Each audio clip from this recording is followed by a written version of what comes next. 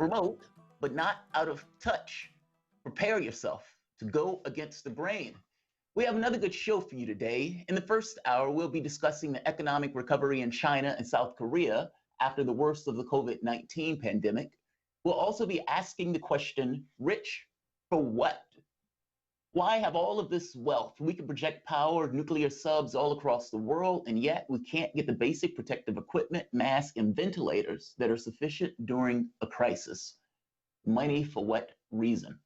In the second hour, we're going to get into some of the domestic politics with the presidential primary that is still trucking along. The big story on Joe Biden's sexual assault has me feeling some kind of way, a little bit surprised actually.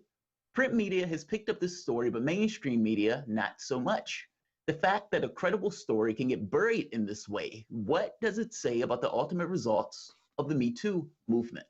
Not to say that MeToo didn't bring any visibility, they absolutely did that, including some degree of a safe space for people discussing issues of sexual assault. But Democrats no longer seem to care. It is funny how that works. We're also going to be discussing the poll that sent a shiver down the back of every God-fearing, kick-the-poor centrist in the Democratic Party. ABC News did a breakdown regarding the enthusiasm to Biden supporters versus Trump supporters. Let's just say if your objective is for Joe Biden to win, you're going to hate that particular segment. Also, be sure to stay tuned for our weekly takedown of Sunday afternoon talking heads on Miss the Press.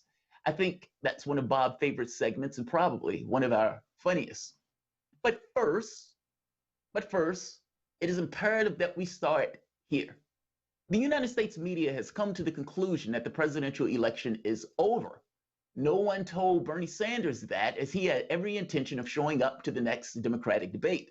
Now, that said, assuming they can convince Joe Biden to show up, there is still a bit less than a month before the next debate. And unfortunately for Sanders, and I would even go so far as to say by extension, America itself, his impact in regards to media has decreased with his profile in the race. Now, centrist Democrats may rejoice at this news, but be careful what you wish for. Politics is not always untethered from reality, and this is one of those occasions where it is not. Our political actors actually need to get things accomplished. The country is literally in the middle of a pandemic, and the person who's seen as a leader of the opposition representing the Democratic Party has not been able to give a consistent or coherent thought on the subject at all. And that's after he was rested for a week. Joe Biden has been giving abysmal commentary on this particular issue. Don't misunderstand this for concern for a senile man or a man that is losing his mental faculties. Actually, it's much more self-centered than that. We're in the middle of a crisis, and the leader of the opposition is clearly not up to the task, energetically, intellectually, or politically, to deal with this particular crisis and hold the government to account. Joe Biden had a conversation over the weekend with Chuck Todd, and he gives a disastrous answer to a question that should have been an easy answer, and he should have knocked it out of the park. Let's hear the question from Chuck Todd.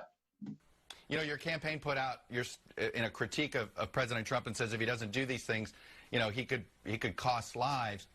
Do you think there is blood on the president's hands, considering the slow response, or is that too harsh of a criticism?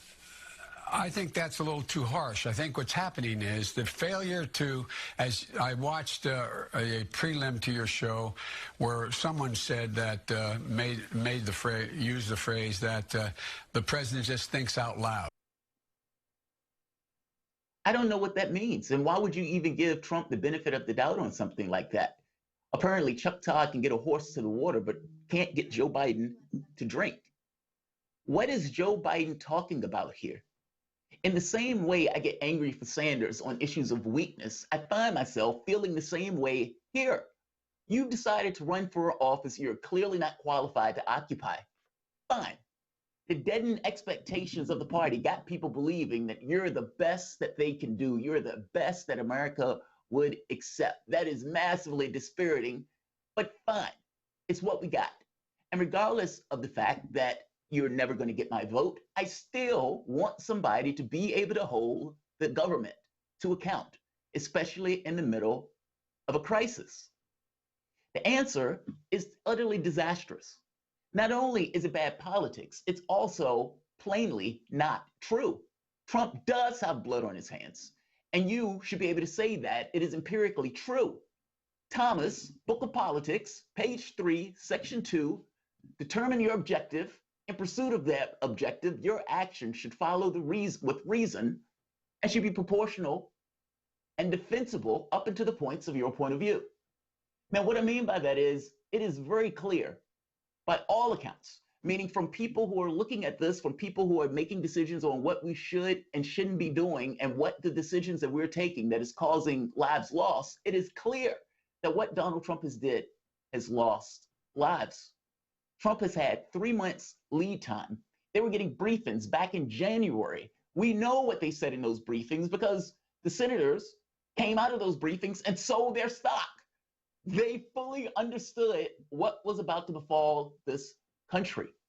Trump, on the other hand, also came out and instead of warning, instead of taking action, instead of closing certain locations and making sure we had the supplies that we needed, Trump played politics and downplayed the virus. Let's hear the clip of Trump downplaying this virus.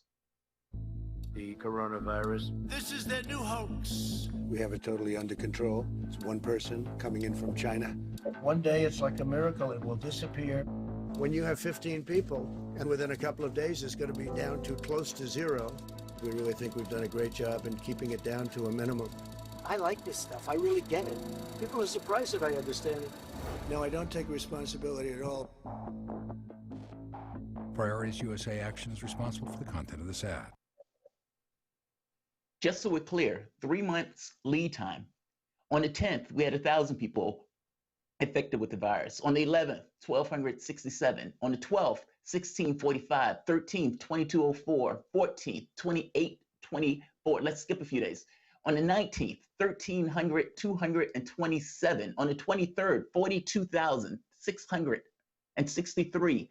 On the 25th, 65,273. On the 28th, 121,176. Now, 145,099. Don't tell me Trump doesn't have blood on his hands. It didn't have to be this way. Right now, the United States is literally the epicenter of the virus, meaning from the standpoint of the total number of cases, China has 3 times our population. And even if you want to make the argument that the number of cases in China is more than what they said it is, doesn't matter. It's still bad here, and it is a perfect storm here. To be clear, it didn't have to be this way, which is kind of my point. Trump could have called for a shutdown earlier. Trump should have compelled companies to produce the supplies, the ventilators, and all of these other items that we needed, that we knew we were going to need, that you could look around the world and see that we were going to need, and that he never did. And even now, the Defense Production Act still has not been implemented. Trump pushed through a corporate bailout. And yes, I understood the Democrats went in right along with him. But let's just be very clear. 4.5 trillion of that is going to go effectively to companies and businesses. But that didn't include anything to ensure that workers were going to be able to get extra income. There wasn't anything, provisions to protect individuals from evictions, foreclosures, forbearance. It wasn't anything to ensure guaranteed time off in case of illness.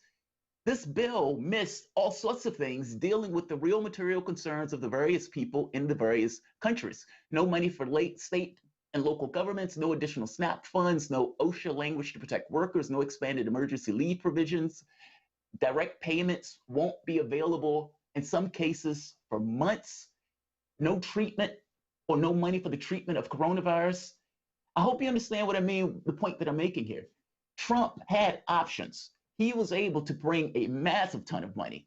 But what he didn't do with that massive ton of money was to ensure that the various states and the various counties and the various communities in this particular country had the things that they need to get from point A to point B. In fact, after dropping $4.5 trillion or $2 trillion that's going to be capitalized in $4.5 trillion, when asked about ventilators, listen to what Trump said. Listen to the clip of Trump talking about ventilators and whining that the people keep complaining about wanting to breathe.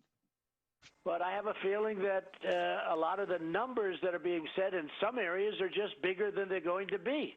I don't believe you need 40,000 or 30,000 ventilators. You know, you go into major hospitals sometimes, they'll have 2 ventilators. And now all of a sudden they're saying, can we order 30,000 ventilators? So, look, it's a very bad situation. We haven't seen anything like it. But the end result is we got to get back to work, and I think we can start by opening up certain parts of the country, you know, Farm Belt, certain parts of the Midwest, other places. But CNN, Dr. Fauci said he believes that New York's Governor Cuomo actually needs those 30,000 ventilators. Also, on top of that, if you notice, Trump was trying to send people back to work earlier. It is true that he expanded that for 30 days, but for the longest time, he had been trying to send people back far earlier than what they recommended. And after everything, keep in mind, 30,000 ventilators. Trump just dropped $2 trillion, 30,000 ventilators. And now he attacks the governors. Let's hear this clip with Trump going after the governors. Can you be specific? What more in this time of Well, I think we've done a great job for the state of Washington, and I think the governor, who's a failed presidential candidate, as you know, he leveled out at zero in the polls. Michigan, all she does is she has no idea what's going on, and all she does is say, oh, it's the federal government's fault. And we've taken such great care of Michigan. Is what more specifically do you want the governor of Washington? All I want them to do, very simple. I want them to be appreciative. I don't want them to say things that aren't true. I want them to be appreciative. Governors have been really good, except for a couple.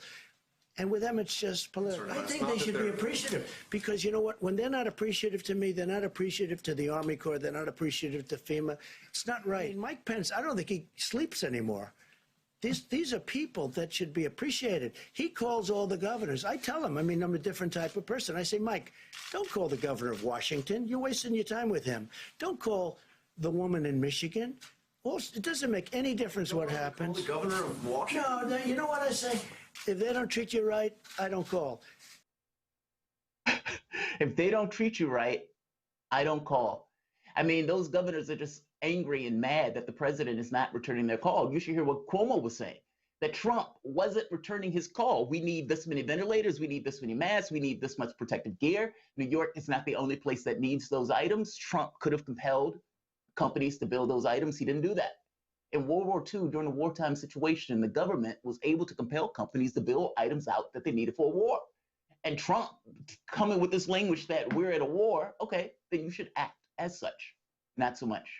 If somebody asks you the question, does Donald Trump have blood on his hands? Empirically, that answer is yes, because Donald Trump could have taken provocative actions to prevent this crisis from getting to be this bad, especially when it was very clear that it was going to come down to this. Joe Biden is not up to the task of having this fight. For Joe Biden to make this argument that he's going to beat Trump like a drum, I don't even know if Joe Biden can beat a drum for any amount of sustained time, let alone trying to take down Donald Trump. This is a pandemic. And if you can't make your argument as to why you're the person and not Trump, you are literally right now in a polling tie with Donald Trump on the issue of who will handle the virus better. And I've just made the argument that Trump has blood on his hands, and you can't get past that argument. Like, I hope you understand what I mean. Biden is not your guy. Biden is not up to this task. And that answer from Chuck Todd was utterly disastrous. Bob, I know how much you love Chuck Todd. I know that's your favorite guy. This answer from Joe Biden is extremely telling because this should have been the moment where Joe Biden said, yes, he has blood on his hands and plow into Trump. He was given the opportunity. Chuck Todd was teeing him up for it. Joe Biden is not up for this. Yeah, I mean, for me, it was just the mere fact that after Chuck Todd asked the question, the guy that's holding Trump accountable and the rest of the government that goes out there every Sunday and basically every night on MSNBC and says, well, I have all the answers, we'll hold them to account. And Chuck Todd backs off the question. He goes, oh, I shouldn't even ask that. And that's what toothless media we have in this country that don't actually hold politicians accountable in real ways. I mean, it's these kind of soft kid glove kind of questions that how dare he say that U.S. imperialism has killed millions of people around the world over the last decades.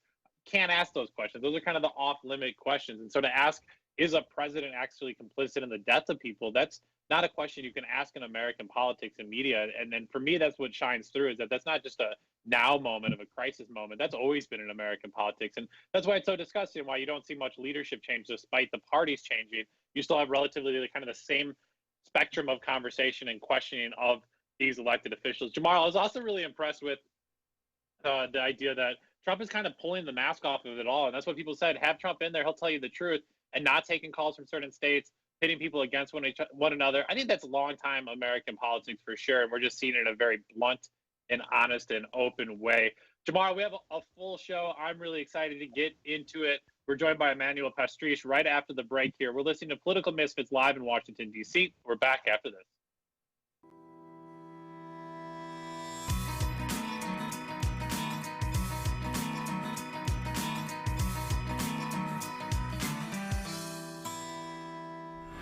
Feeling kind of blue, but maybe also kind of red, and kind of purple, and kind of alone?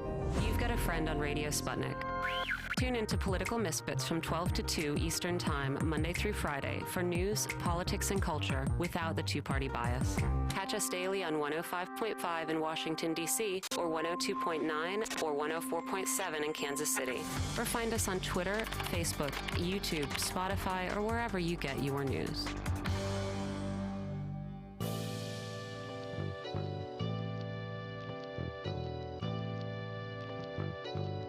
What's the most important hour of the day? It's the Critical Hour with Dr. Wilmer Leon. On this show, we don't just deliver the latest headlines, we divide the real from the fake.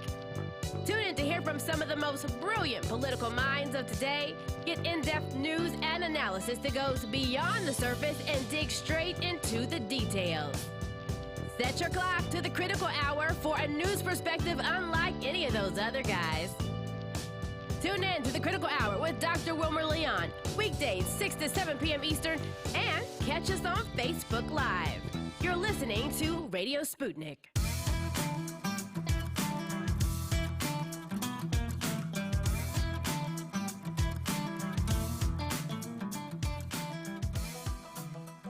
Welcome back to Political Misfits, the show that goes against the grain. I'm Bob Schlehuber, joined here by Jamarl Thomas. Big thank you to all of those listening on 105.5 FM, the Progressive Soapbox. Maybe you're listening to a podcast, Spreaker, or other podcast platforms where you can catch our show nightly, daily, in the morning, whenever you want to get to it. But if you are listening live, give us a call. What's on your mind? 202-521-1320. We continue now our conversation around the state of the economy. Never in the history of the United States did more people in one foul swoop lose their jobs and their incomes. A virus, a pandemic, has led to nearly 3.3 million Americans applying for unemployment benefits and millions of gig workers scrambling to find capital. These unemployment numbers have not been seen since 1982, when it was skyrocketing oil prices, sharp interest rates, increases by the Federal Reserve, and stagnating home sales that crippled the U.S. economy.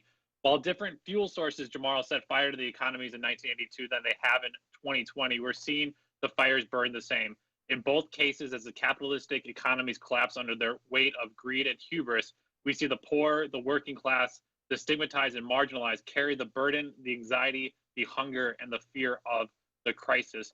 Meanwhile, in other worlds, the one percenters, the oligarchs, the ultra-rich, the banks, corporations, developers, the lobbyists, all are sitting in the middle of a burning building, drinking a $454 billion of glass water to quench their thirst.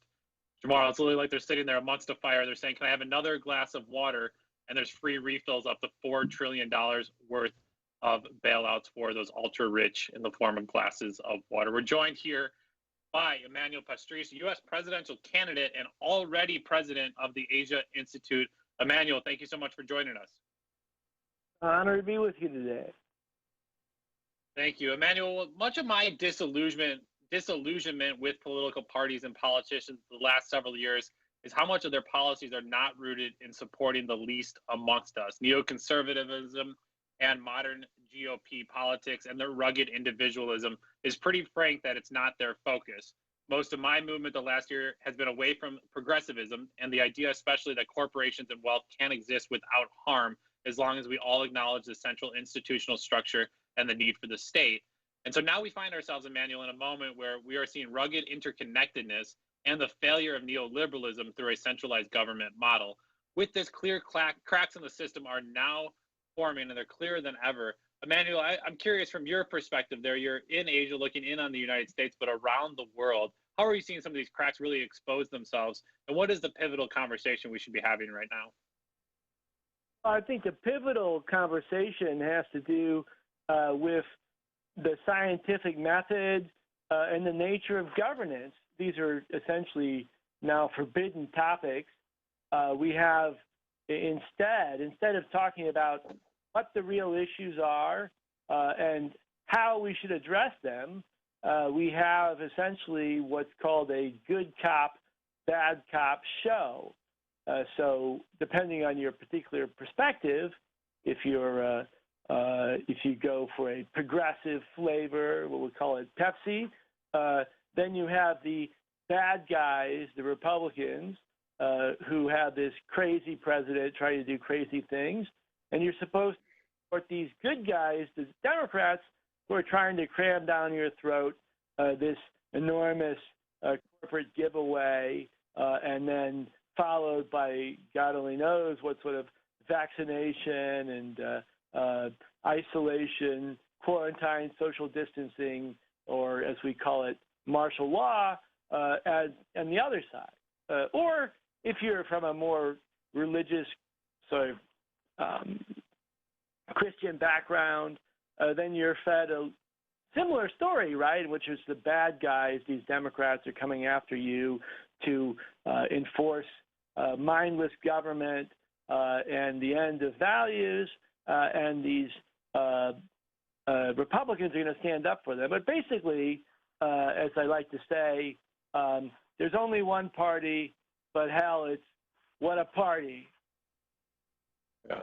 And Emmanuel, let me ask you too there. I think what's really interesting, what you were talking about in an article that you wrote over the weekend, was this kind of idea of how long can these charades and stories be told by these different groups until it starts to fall apart? How long can people be denied access to capital when we're seeing large banks and the wealthiest get in? So on the one end, you have this constant narrative. And then on the other end, how much can individuals and these kind of the ultra rich take and take and take until the whole system kind of breaks down? And I was saying, if they want somebody to install the TVs and sound system in their mansion, but all of those people have the coronavirus and are sick and out of work, they're not going to have those services. And so the wealthiest of the wealthy, as much as they can kind of isolate themselves from the masses of people, at some point when you kill off or you depress or you pull all hope from the masses of people that you're relying on for your factory productions and to steal the means from, eventually the whole thing breaks down. And it seems like there's no end point, though, for the ultra rich and for these corporations and banks. They'll keep on taking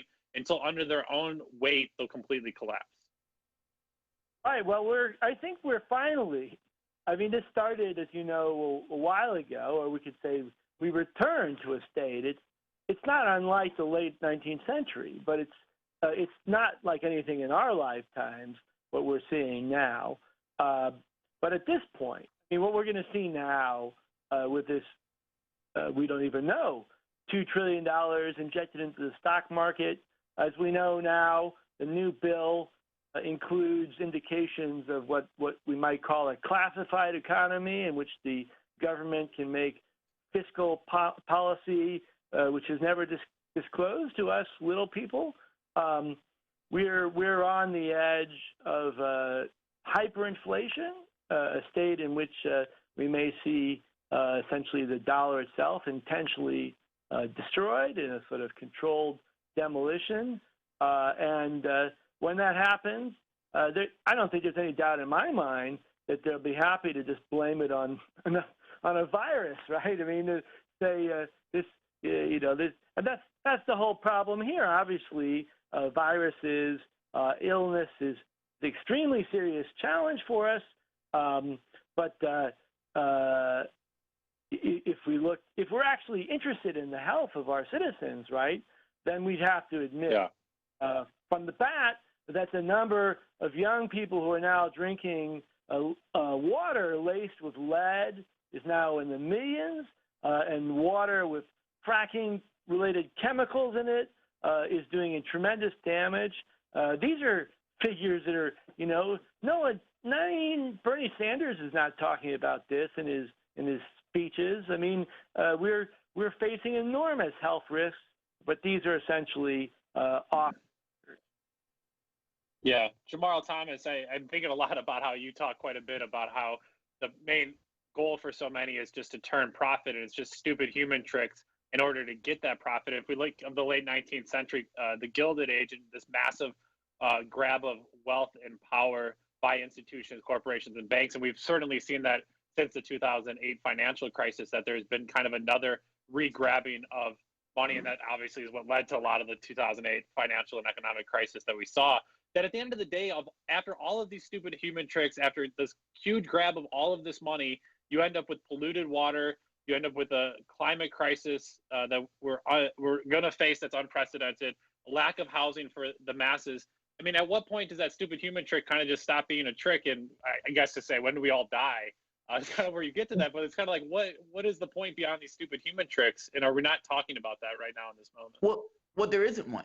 I mean, keep in mind, there's no point to anything. At the end of the day, we make our own points. We make the things that we care about, the things that we love, the things that we hate, etc. But there is no God-given pursuit. Ultimately, you know, if you believe that the acquisition of profit is the greatest thing on the planet, then to you, acquisition of profit is the greatest thing on the planet. If you think your family is the greatest thing, then your family. People find all sorts of reasons to live for. Unfortunately, some choose profit even over the thing of human life.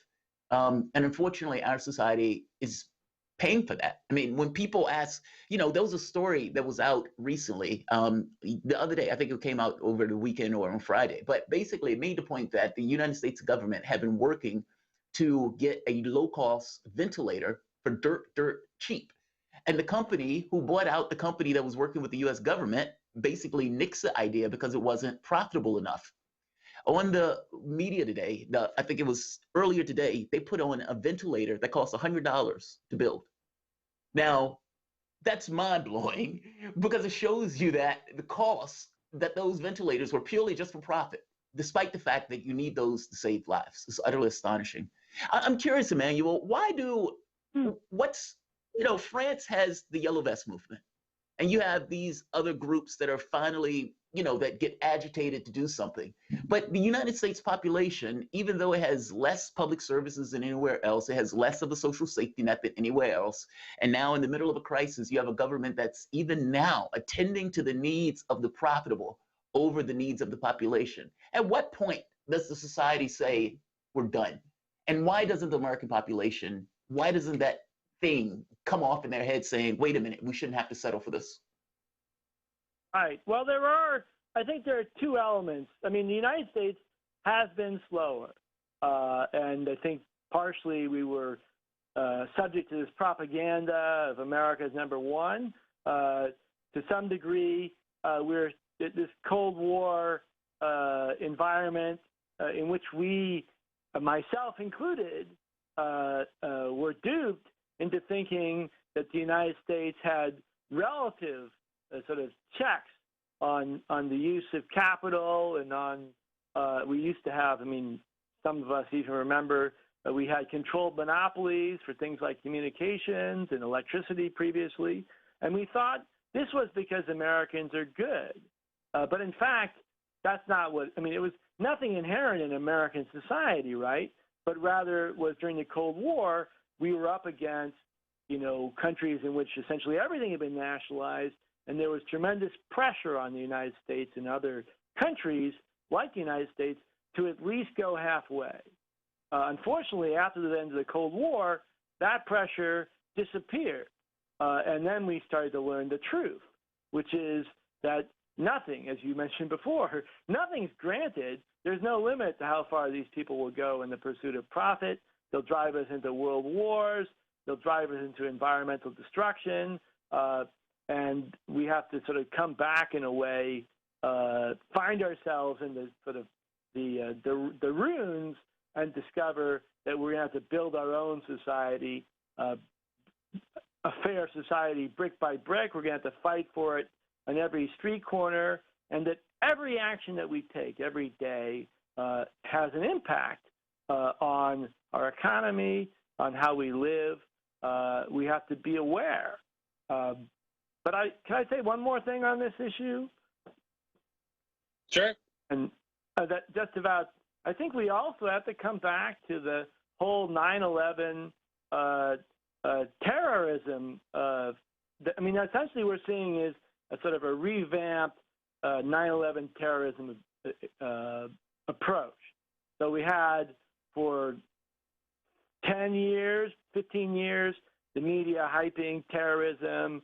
Everything was about terrorism. We had to throw also trillions of dollars into totally unaccountable new corporate-run government programs, this enormous transfer of wealth. And now we learned that, in fact, not only was terrorism not what it was hyped up to be in terms of a threat, but that the so-called terrorism that we started with, which was real, of 9/11, was never even seriously investigated. And now we have the same thing playing out with this whole COVID-19, which is also, I think, the scientific investigation is quite spotty, and it's being used to justify a massive, massive transfer of wealth. And I wouldn't be surprised. I don't know.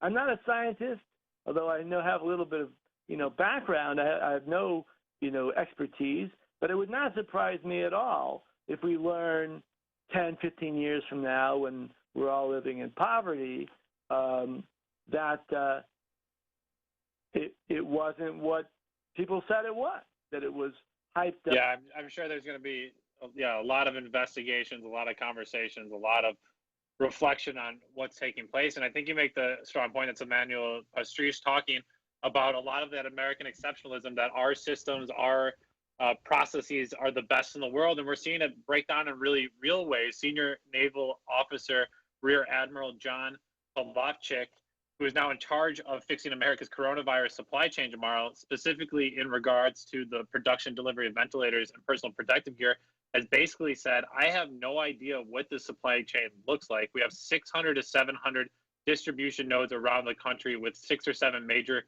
distributors. And we're seeing now different states bid against one another for this medical equipment. So you have basically the military trying to step up and understand the supply chains, which make very little sense because they're rooted around making profit. And now we have American states and governors competing financially against one another for materials. And there's no conversation around the efficiency or proficiency of those materials being distributed to meet the health needs. Instead of, it's simply a game of the markets, playing who can profit the most off of these. It's quite absurd to me. We have a caller on the line. Nick, hopefully you're there. Thank you for waiting. You're on Political Misfits. What's on your mind?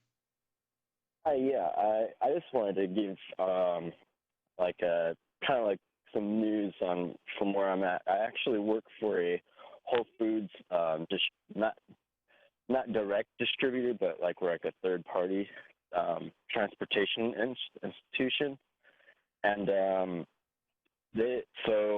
we are a necessary line of work because we distribute food to all the Whole Foods in Southern California, or all over California actually, and even in Utah and Arizona as well. I found out just yesterday that my company, there was some rumors that there's been 5 confirmed cases on at our facility with people who have contracted coronavirus, and it's weird because a lot of the people in the facility, they're saying that it's just a hoax, that it's just rumors, because I guess it was posted on Facebook. I haven't actually been able to find any valid proof yet, but a lot of people in my office actually, they complain about having the same symptoms, like coughing, and so people have had severe fevers, and it's very concerning because I live in Southern California, and specifically Inland Empire, San Bernardino, and there's a lot of poor people out here. In fact, a lot of people that are poor here came from got branched or pushed out from LA. So I feel like we're kind of being disenfranchised especially because on top of everything going on, we've been having to work long hours, and there's barely any sanitation standards at the facility. They only recently put up hand sanitizer dispensers. And it's so because so many people don't take this seriously. Even still, like everything going on, people feel like it's not what it is. Yeah, Nick, thank you for the call. I mean, that's been one of the biggest concerns I've seen, Nick, and others out there. It's the kind of the lack of the general PSA, public service announcements, and the educating of people. So little political education, again, happens of the masses, of the poor, of the marginalized, of the working classes. The only way people can maintain power is by not educating people, because if they were educated on these issues, they would know what was happening and they would fight against it. And right now, I think there's just a kind of a consistent momentum around not educating people. So you have a lot of poor folks, as Nick is saying, still not understanding the severity of what is taking place. They don't have the luxury to sit around and watch the news and go to searching on the internet all day to try to better understand what is taking place. And then on top of that, the people hit the hardest will have the least amount of cash given directly to them. And so a huge lack of justice and equity, even in the process of trying to fight off the coronavirus and then recover from it. Emmanuel, I wanted to pivot to talk a little bit about your perspective there in Asia. We have here on several different things from different places. On some good notes, you have the ability for China in Wuhan and other hard-hit areas. They're basically zeroing in on internal community transmission of the virus, which is a huge success. There are ways to prevent the spread of it. But at the same end, I thought it was quite disgusting there to see in Japan, the numbers in Japan were quite low. And then once they were actually able to postpone the Olympics for a year from now, the numbers skyrocketed. And it clearly showed that the government of Japan was underreporting their numbers there in a hope or a bid to maintain the 2020 Olympics taking place. So a lot from Asia happening right now, lessons learned, some bad actors in the process. What's it like from the view on the ground? All right. Well, I think, I mean, in Korea and in China, there was a relatively, I mean, first, there was a sense that government has a function. That government, I don't want to say that China and Korea are perfect, but there is at least a functioning government which allowed to set priorities and based on scientific principles, and there is a sense of cooperation. And there were a lot of efforts in say, in Daegu in Korea or in Wuhan in China to sort of rally people together to say this is for for a common cause. And there was less effort, although I wouldn't say it's ever zero. Humans are humans. Less efforts to just use it in the sort of the Naomi Klein sort of shock doctrine as a way to push stuff through. What we see, by contrast, was very concerning, for example, in the United States, is this push to put all education online immediately and to do so, which is not necessarily what's been going on in Asia in every case. Under Betsy DeVos and her commitment with all her corporate cronies, essentially privatizing and destroying all of education so it can be, you have to pay for it through providers, or for that matter, this whole idea, which I guess President Trump had talked about, of telemedicine, that like doctors will all be online. I mean, this is not dictated by science or by medical practice. It's dictated by the potential, and this is the bottom line for us, right, is to try and break down the final barrier to total domination. And the final barrier is the existence of this sort of groups of intellectuals like doctors, lawyers, and teachers, professors, who are still educated enough to express themselves and put forth ideas, but are not they're not totally the pawns of the super rich. But if we can put all the courses online, if we can have telemedicine and outsource, doctors to India and the Philippines, if we can take lawyers and start to replace them by artificial intelligence, then we can get rid of that final pesky sort of class of educated Americans. And the reason why this is being pushed for is that the radical concentration of wealth over the last 15 years has made it such that from the altitude of the super rich, difference between a homeless man and a Harvard-educated professor or doctor or lawyer is insignificant. They're the same. They're essentially the same. Well, wait. I think I agree with you. I mean, but I think the reason may be slightly different. So, is it that from their perspective they're they're the same? In which case, it's like we want to get as much money as we can possibly get, and if doctors are hanging around, well, that's more cash that we can put in our pockets. Or is it an education thing? Meaning, it sounds like the original argument had more to do with they want to get rid of this educated class in order to kind of keep people, I guess, dumb and moving around without necessarily knowing what's going on. Is it that, or is it a cash thing? I mean, is it one of those things where they just look at that class like every other class from the standpoint of their wealth? And if they can find ways to maximize their profit by having these like Walmart type doctors' offices, or like you said, the telemedicine, I guess what I'm asking is, this is motivated just by a pursuit of profit, not necessarily to knock down an intellectual class. Well, of course, I don't get invited to the Goldman Sachs seminars where they talk about what their policies are for taking the U.S. apart.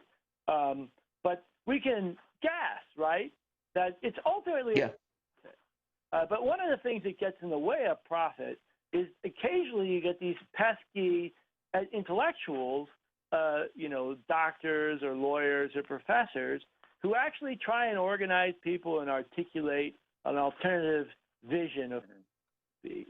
And so you want to make sure that you don't have that happening anymore. And the reason why this is becoming, I think, such an issue for us is that the rate, this rapid rate of concentration of wealth, where you now have whatever 10 or 15 people who own the wealth of the world, means that for those groups, they don't want anything standing, right? They're their profits. I mean, I think someone like Bezos or other or Warren Buffett, their profits are calculated by supercomputers, right? I mean, these supercomputers, their bottom line is just to generate profit. They don't care about anything else. I mean, they're even less human than the super rich. And for them, for the bottom line is, in a way, the question is not an easy one to answer, right?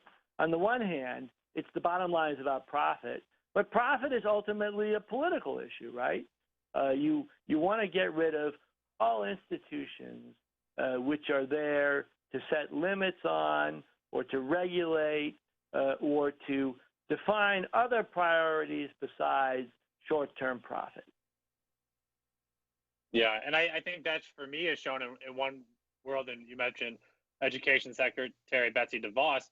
And if you look under the umbrella, the Eli Broad Foundation, Eli Broad, a wealthy developer in LA, basically sets up a training program where educators and principals and superintendents, chancellors across the country can come and learn how to treat schools like businesses, how to manage and spend money on managers and executives at that level, how to cut costs and supplies to teachers. Nobody's making that much money in this process. There's not like a ton of money in transferring a public school voucher into private charter school money, but it's more about the intellectual grabbing of how kids in America and values are fed into the society that's much beyond money. And that, for me, is like a really dark, scary place to go. Big shout out here at the end of our segment. I want to just recognize that as we talk about COVID-19, Emmanuel, this is something you've written about in your work, and I encourage people to check out the work of Emmanuel Pastriche. But talking about how we've lost focus on other crises that have been continuing to unfold around us, we saw that 17 tornadoes hit the central United States yesterday in Iowa, Arkansas, Missouri, Illinois, and Wisconsin. Global climate change is not going to slow down at all right now. We're continuing to see disasters and people having to go into those recovery efforts while hospitals are preparing to be overwhelmed. People are not talking about that. And to people like Nick out there who are listening, Nick, thank you for what you are doing right now, for feeding us, for working despite being under oppressed systems, to the sanitation workers, and everyone else providing essential services. You're seen by us here at Political Misfits, and we're extremely grateful to you. Emmanuel Pastriche, U.S. presidential candidate and already president of the Asia Institute. Where can people check out your work and learn more? So I thank you very much. I have a blog, circlesandsquares.asia, and I'm easy to find on the internet. And I'll do whatever I can to support all of you, to try and understand what's happening in the world, and to for us to sort of take control of the political discourse in the United States and get back on track. Emmanuel, thank you so much. I'm Bob Schlehuber here with Jamarl Thomas. You're listening to Political Misfits live in Washington, D.C. on Radio Sputnik. We're back after this.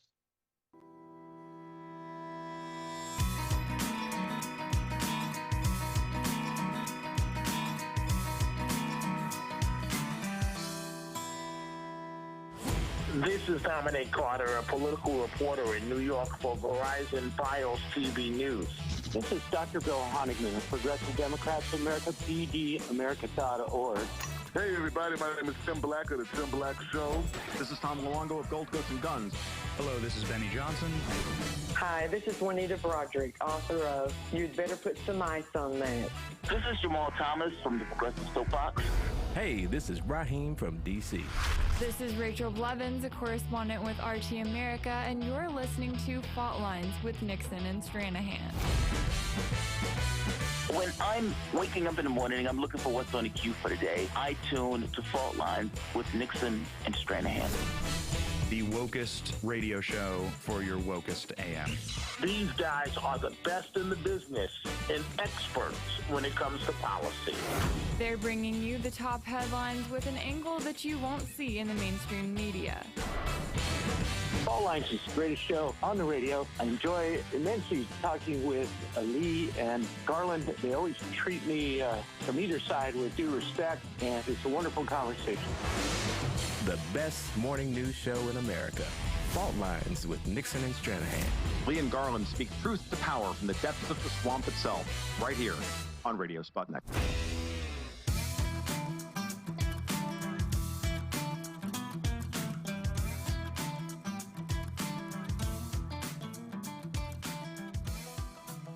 Welcome back to Political Misfits on Radio Sputnik, where we bring you news, politics, and culture without the red and blue treatment.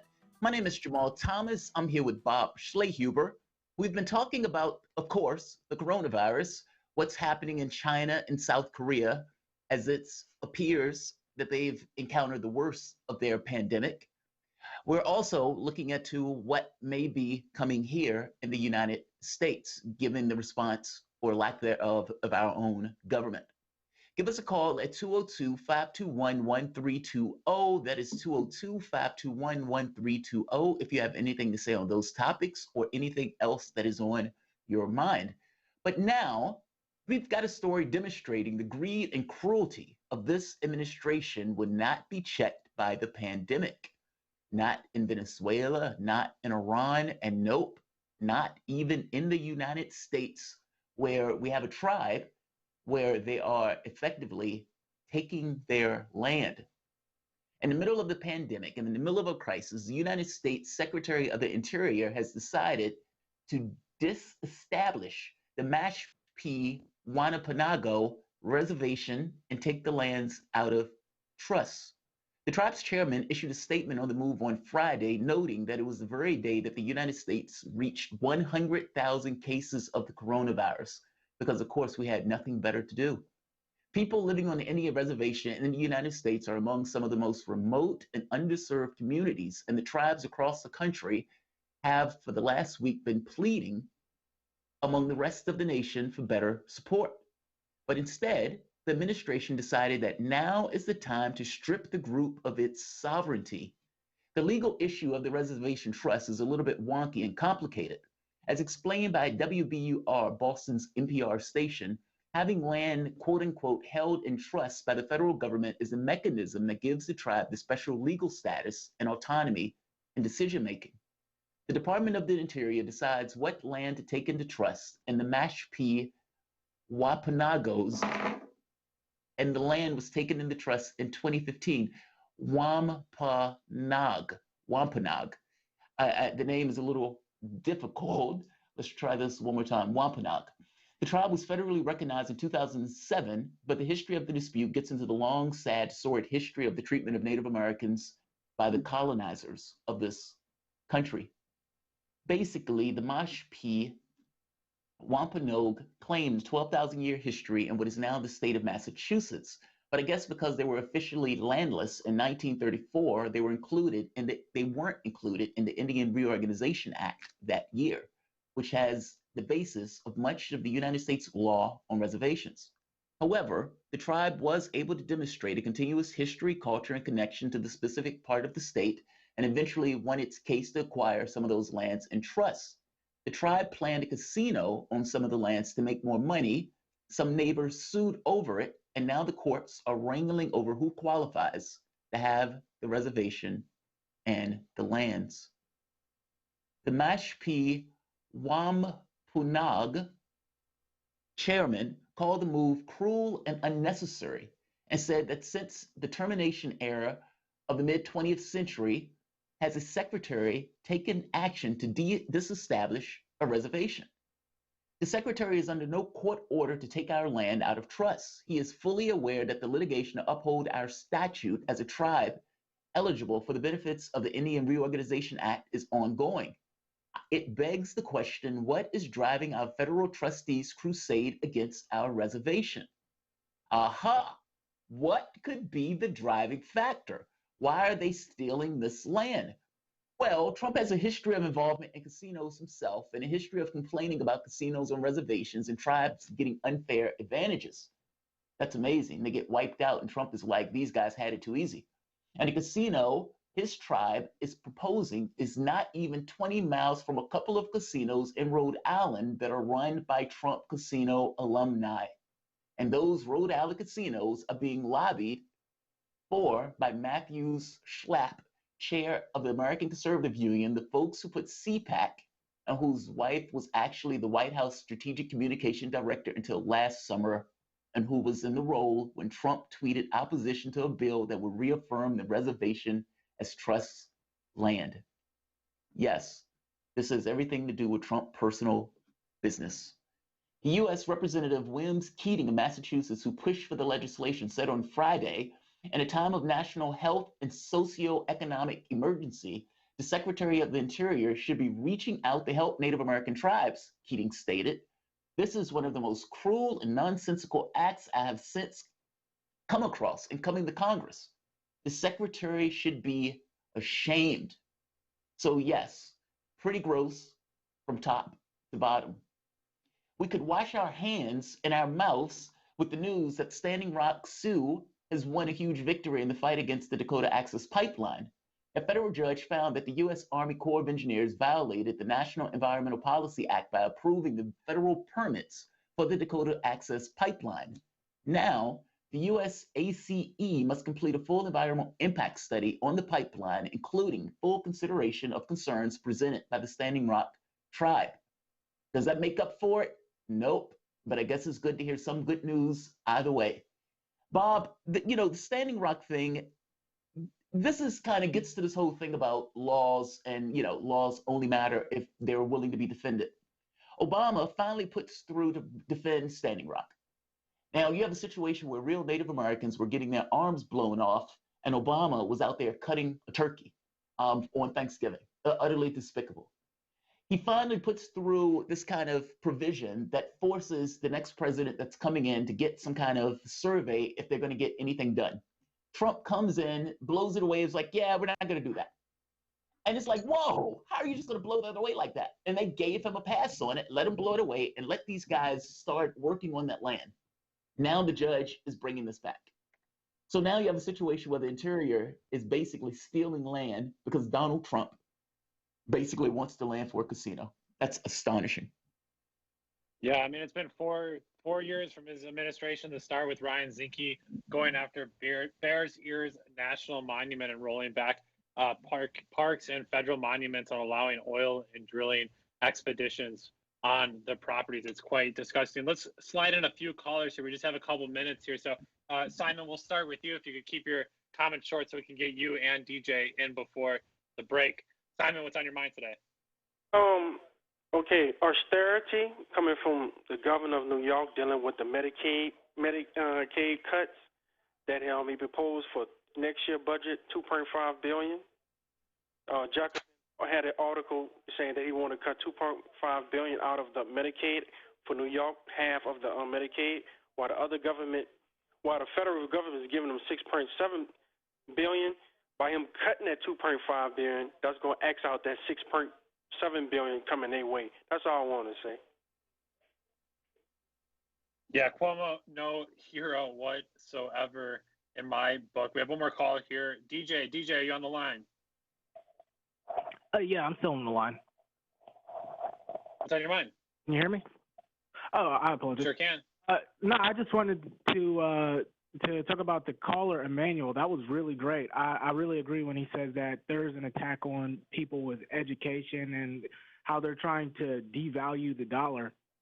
I think that there's a direct threat to a power structure that benefits exclusively those with money, because we haven't been attached to a gold standard since the early 30s. We could turn a blade of grass into a lump of gold because it's all based on our perception.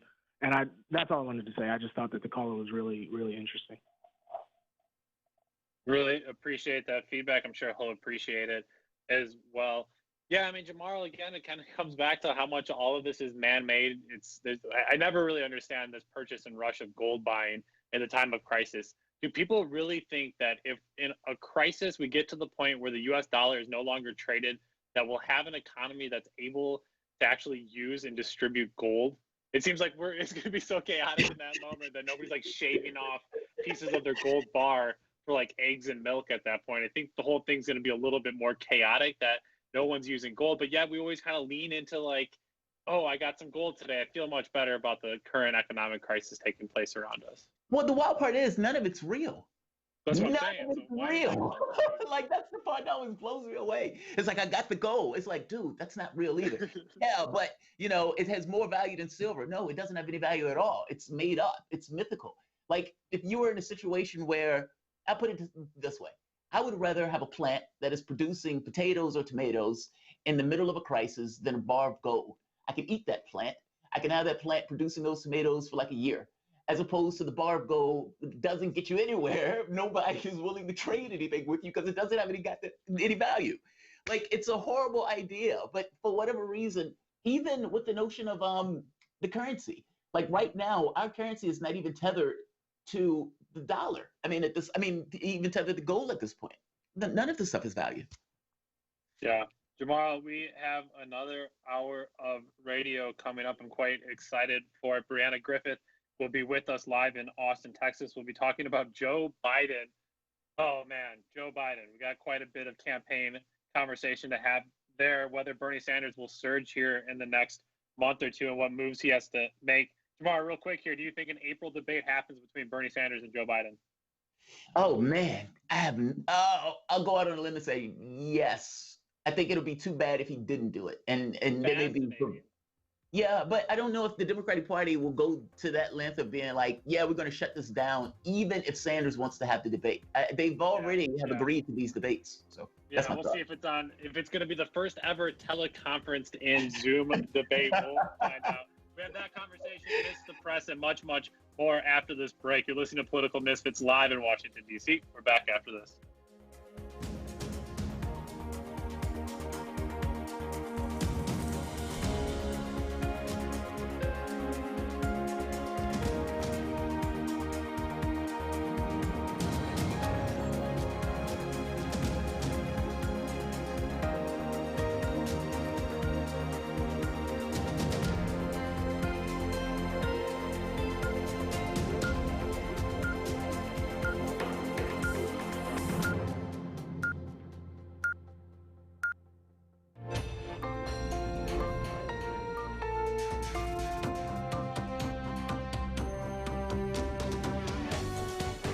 Listening to Radio Sputnik. Telling the untold.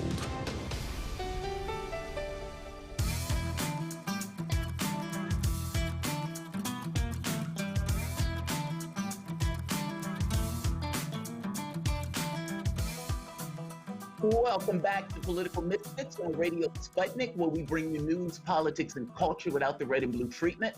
My name is Jamarl Thomas. I'm here with my co-host, Bob Schlegelhuber. We have lots to cover over the next hour, including our weekly Mr. Press segment and a discussion on some terrifying stats for one Democratic Party frontrunner, Joe Biden. As always, your calls and tweets are amply appreciated. You can reach us at 202-521-1320. That is 202-521-1320. So, a major story exploded in the political scene last week. Joe Biden was accused of a violent sexual assault by a former staffer. Now, let's listen to the clip of this. I played one of the other versions of it, but this clip seems to be a little bit worse from Tara Reid. So let's hear her out. We were alone. He just had me up against the wall. His hands were on me and underneath my clothes. Yeah, and then penetrated me with his fingers, whatever. I couldn't believe it was happening. It seemed surreal. I just felt sick because when he pulled back, he looked annoyed. Like, he smiles when he's angry, and you can just feel it emanating from him. And my body, I was shaking everywhere because I was trying to grasp what had just happened. And yeah, there was something he said that I didn't want to say. It's the thing that stays in my head over and over, like kind of stayed with me over the years. He just like pointed at me and he said, "You're nothing to me." And then he just looked at me and he goes, "You're nothing, nothing." But then afterwards, like, it kept replaying in my head. The thing that I remember most, almost more than the assault itself, was just being told I was nothing.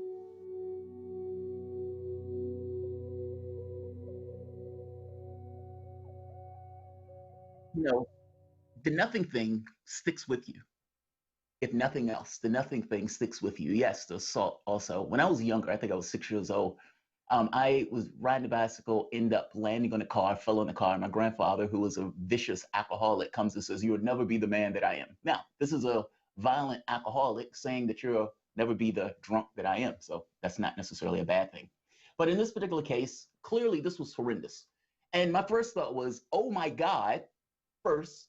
And the second point was, are there going to be political consequences to this?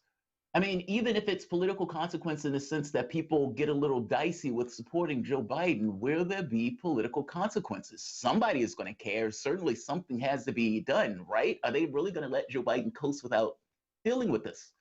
To discuss, we're joined by producer and host of the People's Republic of Austin, Brianna Griffin. Brianna, how's it going today? It's going very well. How are you? I'm doing all right. So, Brianna, I thought there has to be political consequences for this. That was my first thought. There is no way they're going to let him skate. And I was like, I know hypocrisy is supposed to be a minor sin in the political space, but oh my God, after how the Democrats behaved with Kavanaugh, and by the way, I thought Kavanaugh was guilty, but after they behaved with Kavanaugh, how do you turn a blind eye to this, to Joe Biden? And then my eyes were opened by a tweet when I saw a woman, I'm not going to give her name, but she basically says, say for the sake of argument that Joe Biden is a rapist. Trump is also a rapist, so why not vote for the rapist with better policies? Brianna, is this where we are? Should women vote for the rapist with the better policies?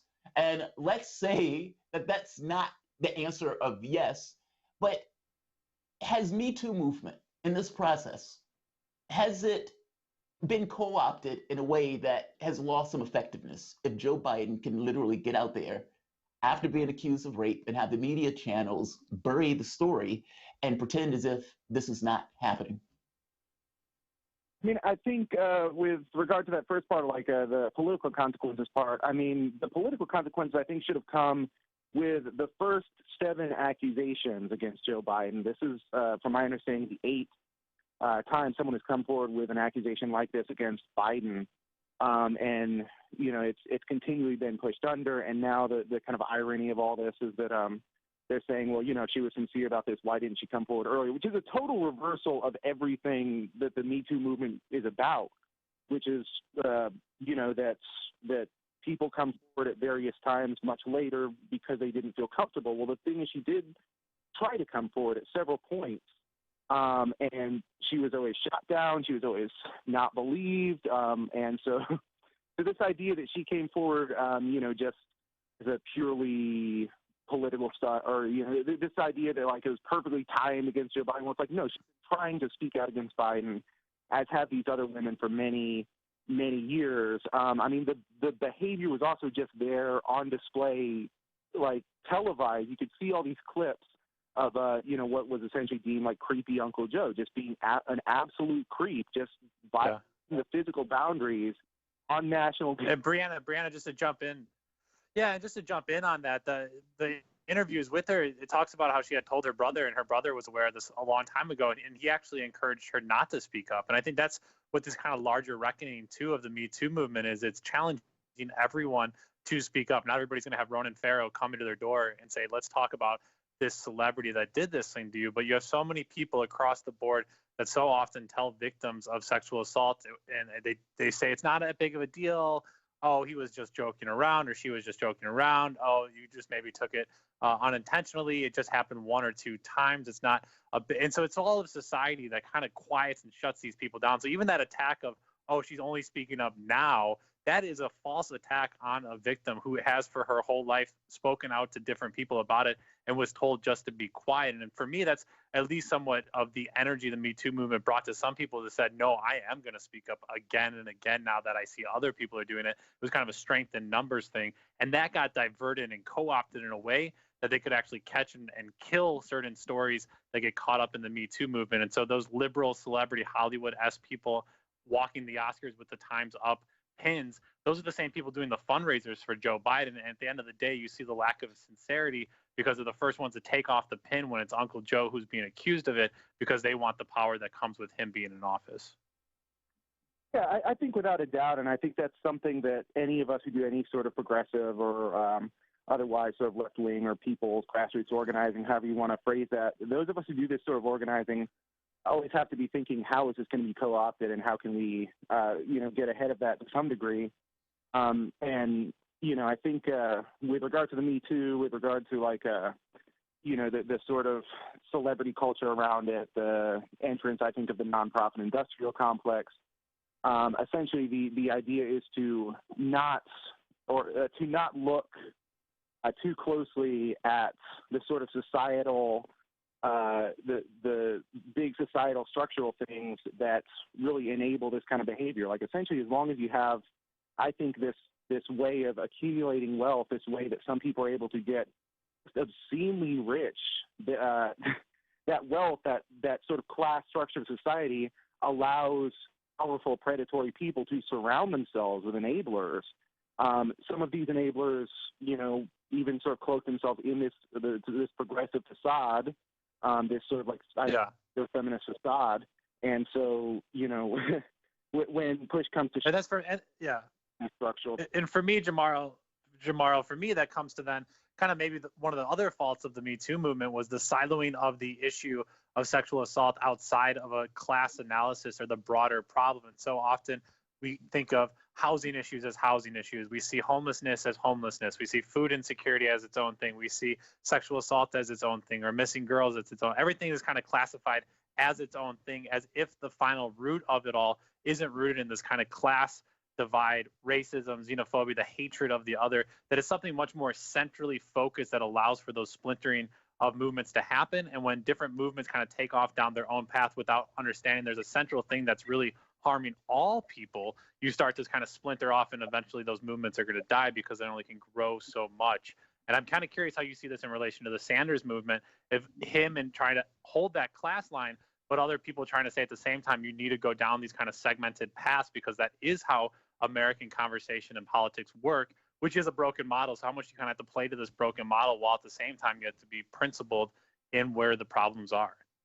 So I agree with you on that, right? And I do agree, for me, I think a lot of this stuff boils down to class, even if it's not necessarily on the surface. Like when you had the gentleman that got killed with the loose cigarettes, Brown. Again, nobody in their right mind is out there selling loose cigarettes for their health. Nobody is going to get rich doing that. That's something that you're doing because you're trying to make ends meet. And you can go down many of these items, even for the Me Too movement. If a woman is in a situation where she goes to a job, she needs the job, just because Me Too movement has made somewhat of a safe space for her to come out doesn't necessarily mean that the pressures on her to keep that job or the pressures on her to not necessarily ruffle the industry or whatever else aren't still there. Like, there's a class Eric Garner, thank you.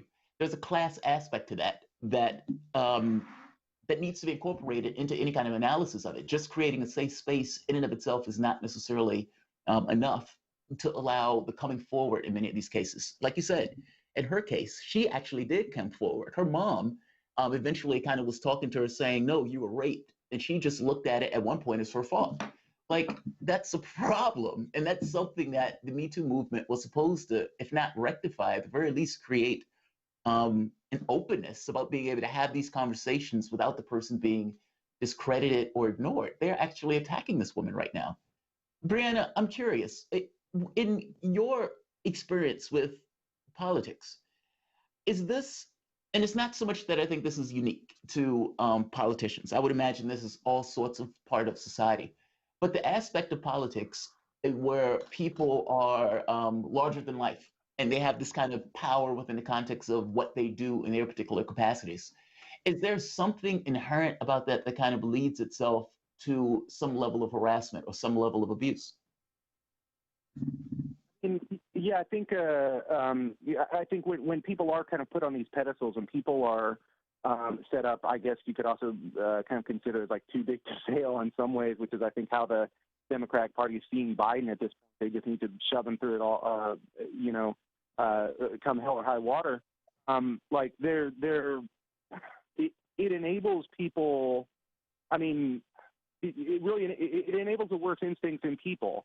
It makes it so that, I mean, I guess not everybody would automatically be set up that way, but the people, when you have this kind of hyper competitiveness where it's like, the people who are kind of most competitive, the people who are most willing to undercut everyone else are the people who kind of rise up in politics. Naturally, that enables a predatory behavior. That's kind of, I think, the wealth aspect of it, of being able to sort of pay people very comfortably in order to, turn the other way, plays a huge role in that. And so, yeah, these systems are. And I think there's something. I also think, don't you think, Brianna, that it's something about kind of cult of personalities? I mean, politicians, good-looking, charismatic, ego, full of confidence. There's something that's drawn to that. I mean, I think of something like Bill Clinton and the Monica Lewinsky and other young women that were attracted to the guy's a funny guy, have a beer with me, playing the saxophone on Arsenio Hall. And then you have the masses of Democrats kind of saying, oh, it's okay, Bill Clinton just kind of did a thing with an intern. No big deal over there. Because people, I think there's an attractiveness to the bad guy doing that slimy stuff. And that speaks something kind of even deeper to the toxicity of American sexuality, hypermasculinity, that also goes kind of unnoticed or undiscussed when we kind of have this kind of a clickbait headline, this person's caught up in the Me Too movement this week, and you forget some of those kind of deeply embedded foundations of American politics. Yeah, I think that cultural element is really important, because I think once you start seeing the patterns of, like, generally who tends to be caught up in sort of these things, like who the predatory people I think are in society, you realize it adds white males it entirely within the culture. Yes. And I think that's why we don't talk enough. I don't think we talk nearly enough. Everybody's kind of always talking about, oh, how do we fix education for poor black and brown kids across America? But for me, Jamarl, it's like, how do you fix the education of young white males primarily who grow up to lead corporations that destroy the planet, the environment, that run these huge banks and grabbing money? What are we teaching young white kids on about women, about sexuality, about centering people over profits?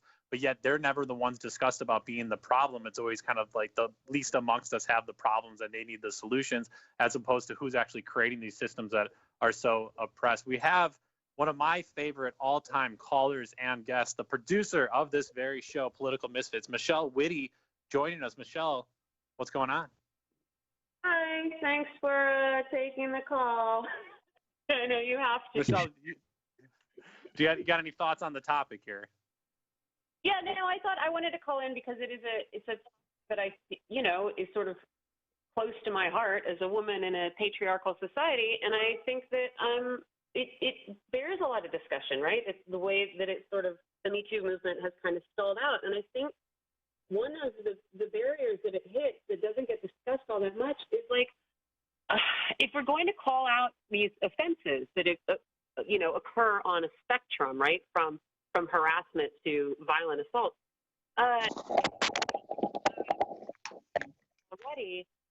what is the punishment? You know what I mean? Like that, how do we formalize this process, and how do we pull it away from this sort of aspect of like mob justice, naming and shaming, to, okay, what do we do now? Because it's one thing for like the Matt Lauers of the world to lose their jobs and retire in comfort to their mansions, you know, but it's another thing when you are actually getting out of this silo of the wealthy and important, and talking about real people who maybe don't make very much money, who are maybe breadwinners, that kind of stuff. Like what do we do? How do we address and treat these violations seriously? And how do we also sort of walk the walk when it comes to restorative justice, and also think about the role that all of these players are or they have in their community? You know what I mean? I'm not trying to, by any means, be an apologist for bad actors, but like we really got stuck on naming and shaming, and it just doesn't go far enough. So like, how do we formalize this process? How do we come to some kind of agreement that like, okay, next step is we've all found out that this person is a jerk, and this person is, behaving badly on this scale from like 1 to 10. What do we do about it now? What happened? Well, that's a good question for you. I mean, because I don't know what else we have. I mean, ultimately, we're stuck in this kind of weird box where you don't necessarily want to discredit the female, because I got to be honest, I don't think the majority of women who come out and say that they were assaulted lies about it. And so, but you're also stuck in this situation where it's like, it's not fair to the guy to accuse him of something that he's saying that he didn't do. So it's almost like you're stuck dancing between the raindrops of, okay, I acknowledge your story, by the same token, I can't necessarily say the guy's guilty. You know, it's like this two-way street. How else, I mean, do you deal with something like that outside of kind of, being above it all and just kind of allowing both things to be true at once? It's not about disbelieving people or like taking the, or like not being fair to men or anything. It's saying, okay, what do we do as a society to deal with this problem, right? If you can't, if you're outside of an industry where like Twitter pressure can get the person who is causing the problem to lose his job, then what do? Like, we haven't created any kind of mechanism for people outside basically of the sort of media and Hollywood world to press on to achieve anything. And I think this is a big reason it's called out. We need to figure out what happens next. And it's not, I mean, we have a legal system, like it is a systemic problem, right? We need to look at like why does our legal system seem inadequate to tackling this? Like, what are the social systems that could step in and either fill in some of the patches that are missing, or we build up the legal system to have that kind of capacity? Like, I don't know. I'm not a legal expert. I don't feel like it shouldn't necessarily be my job, but this is a big stumbling block that, I don't feel has been addressed. I don't know. I wonder if Brianna feels the same way, or is going to tell me that I'm an idiot. No, I mean, I absolutely agree. I think that's it's a complex question that I would hate to even really attempt kind of sweeping or overarching answer to, but I think it's very important for us to be thinking, like, what do we change about the justice system? What would real justice look like, and how do we, I think, rehabilitate society? How do we move toward like a more rehabilitative model where we understand that at all levels of society have done wrong, and some of them are, some of them are like genuinely predatory. They don't care, and they, really are out to actively harm people. Some may have misunderstood, have been miseducated. I know that's not an excuse for sure, but how do we, I think, rehabilitate society when there are so many kind of issues of toxic masculinity out there, when there when there are like so many cases, and right now the justice system is not set to do that because it's just a carceral system. It's just, I mean, first of all, there's sort of the issue of, men not really, like, where essentially like women tend not to get believed, and like this isn't really a priority, I think, of the system to go after sort of sexual assault. I know, for instance, like Austin PD here, like, had a national scandal where they just were basically refusing to prosecute any kind of sexual assault and rape rape accusations where they had the evidence.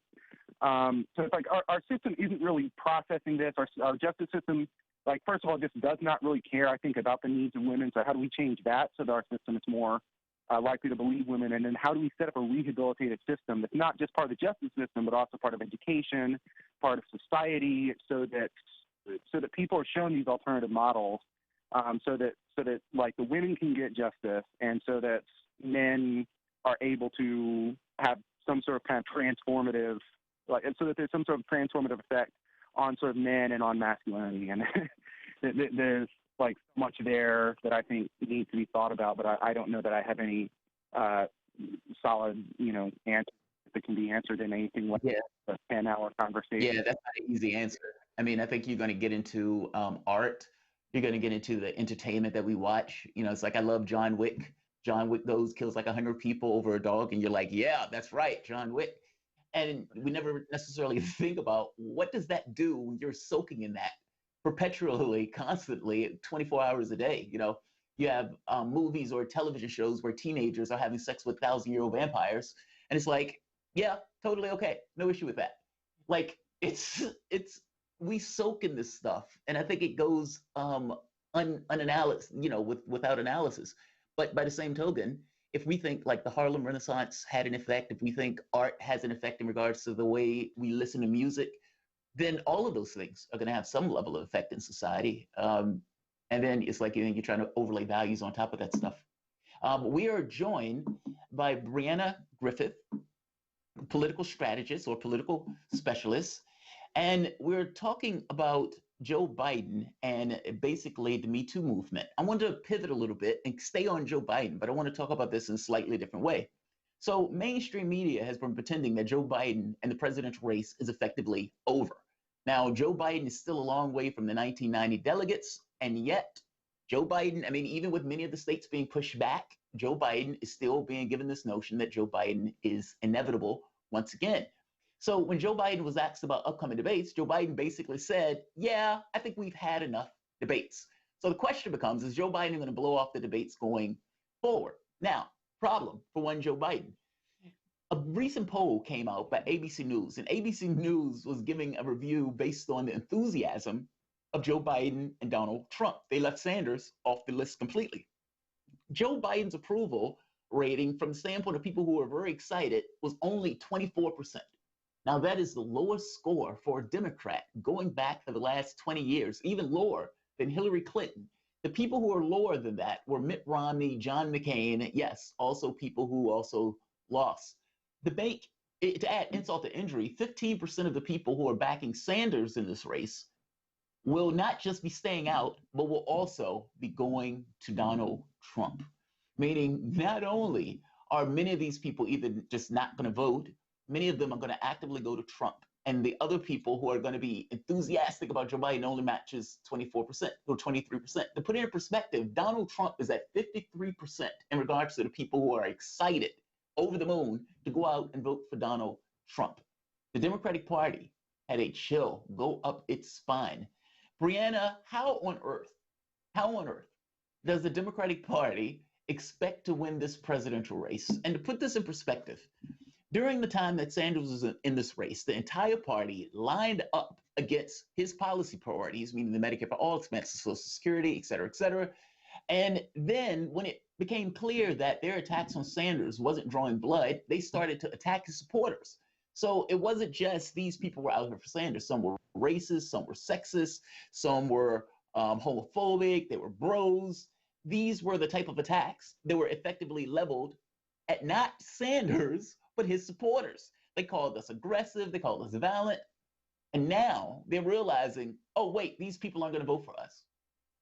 How on earth does the Democratic Party expect Joe Biden to be able to get those votes under this scenario where you have this group of people who effectively just said, yeah, if you choose Biden, he's not going to be our guy, we're not voting for him.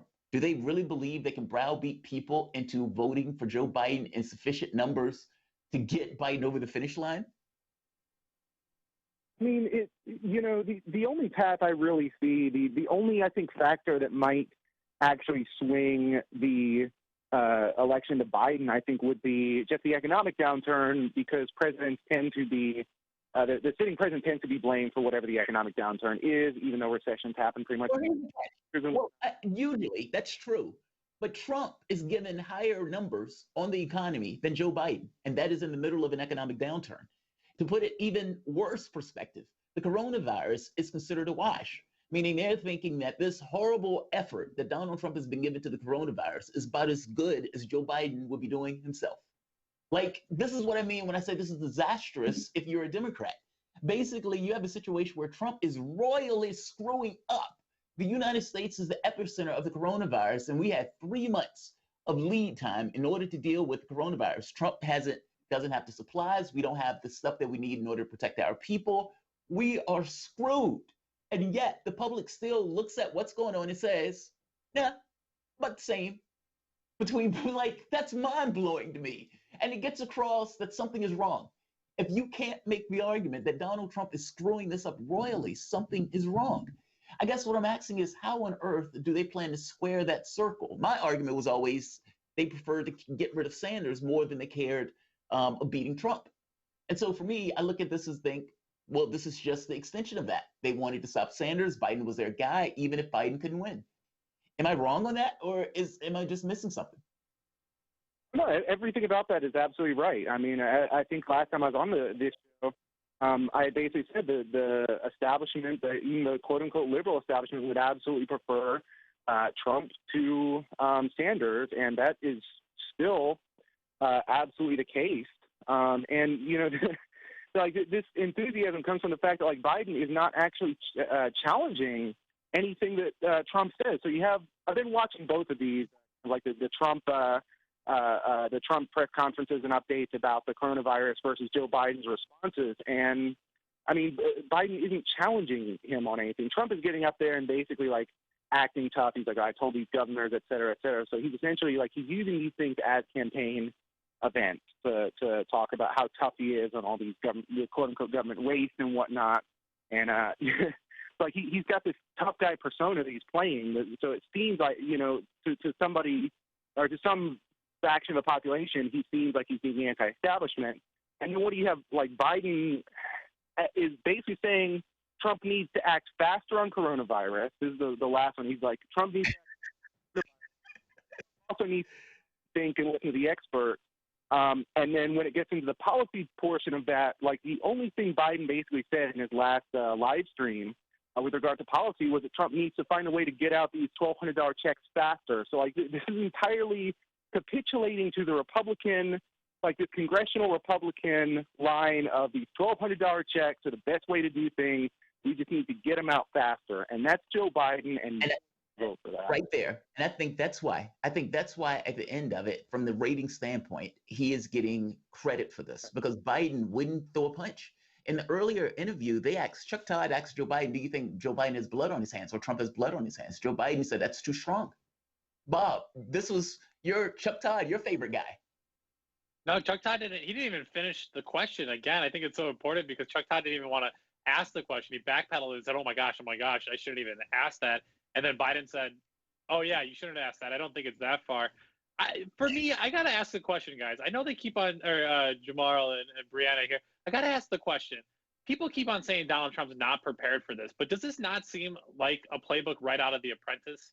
Like, it seems like everything is bringing me the new guy every day, or the new woman or female, to come and pitch me a bunch of ideas, and then I'll grab them and throw them out to the American public. It seems like that's what he's prepared for, and that's what he's doing.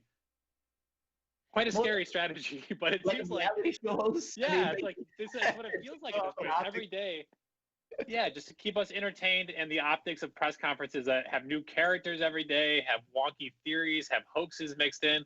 It seems like Donald Trump was made for this moment of bizarre reality television-esque storylines in the U.S.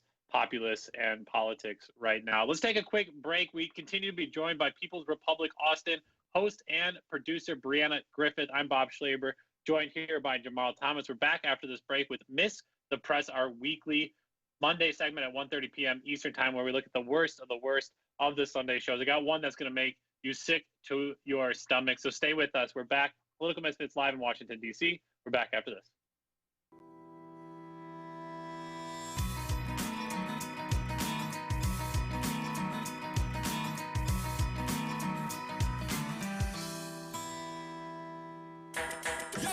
So, Sean, what do you want to talk about today? Well, Bob, that's easy. I want to talk about the need to stop the development of self-driving cars. Again, Sean, you're driving me nuts. I think the self-driving car thing's already out of the gate. No, it's never too late. See, now the leading experts in the field, I mean, just pick one, whichever one, leading experts have repeatedly warned us about the dangers of artificial intelligence. Look, I'm telling you, man, we have to stop the robots by any means necessary. I see what you did there. Yep. Tune into our show By Any Means Necessary daily from 2 to 4 p.m. Eastern Time on Radio Sputnik. And don't forget to call in at 3:20 p.m. to our studio number 202-521-1320. And if you miss us live, check us out on SputnikNews.com, Spreaker, iTunes, iHeartRadio, Spotify, or wherever you listen to podcasts and stay up to date on the latest political, social, and economic movements shaping the world around us.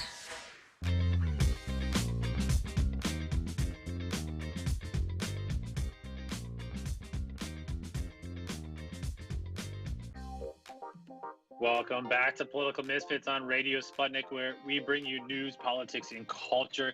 It is Monday, and like every Monday, it's time for Miss the Press, our weekly look at the worst of the Sunday talk shows and all things that were missed. I'm Bob Schlaver here with Jamarl Thomas. Give us a call, 202-521-1320, 202-521-1320. Bob Schlaver, Jamarl Thomas, and Brianna Griffith of People's Republic, Austin. Well, Brianna, Jamarl, I usually start my Miss the Press segments with a Chuck Todd nonsensical question or a hug for a politician in the form of a question. But today, since we already started with Chuck Todd earlier, I want to get to Margaret Brennan's 3.5-minute opening monologue this week on Face the Nation. I'll spare both of you the 3.5 minutes and instead play a 30-second clip here in the show's offering by Brennan. She talks about the emergence of individual heroes and medical professions in the time of COVID-19. As you can imagine, tomorrow there was a lot of white women knitting masks at home, brave people signing up to volunteer, doctors and nurses, just dying due to the lack of supply and basic protocols ensuring the safety of first responders. Incredible time for CBS to praise all the heroes while in the midst of a crisis and a pandemic when they could easily be helped by the federal government, and they go unhelped, and they're just dying because they're heroes, not because the American healthcare system is failing rapidly. Very Americana CBS Sunday kind of stuff. And well, in the one part of the clip I do want to play, they also, CBS takes a quick shot at China and remind the American people that while our military is usually our heroes, we have spaces for nurses and doctors in that pantheon. Let's play that clip here from Face the Nation. The very first warning of this mysterious virus came from a physician, Li Wenliang. His urgent message was deemed illegal activity by Chinese authorities. That selfless, defiant act, a reminder that medicine is not a job, it is a calling. In this country, we're accustomed to thinking of heroes dressed in military uniforms, not medical scrubs. But a virus cannot be stopped by borders or bullets. And that has reminded us all that we are united by our vulnerability to this microscopic but deadly enemy. So, Brianna, there you have it. China, the bad guy, American soldiers and bullets, usually the good guys, but we got a little space to slide in the medical professionals who are taking it in the shorts right now as the U.S. federal government and local governments fail to be supportive. Yeah, I mean, it's just listening to this clip, it's a rebranding of the war on terror, kind of support the troops rhetoric. So it's like, we thank you for your service and your sacrifice. No one is allowed to question your heroism here. But we're not going to do anything to actually make your lives easier or to try and save your lives, such as nationalizing the production masks and ventilators, which you could be doing, which could save your lives, which you could save millions of other people's lives. But we're just going to thank you so much when you die, even though we're not going to try and prevent your death. Yeah, and for me, Jamarl, it feels like the standing ovation for the soldiers at a football game, when it's like, great, we got 80,000 people to give a standing ovation, but no one actually cares to help end these wars, to address why the wars are starting in the first place. And here we go again, standing ovation for medical nurses and doctors, but yet no attack on the president, the federal government, the capitalist society that's led to this moment. But a round of applause for you all. Thank you for your service and good riddance.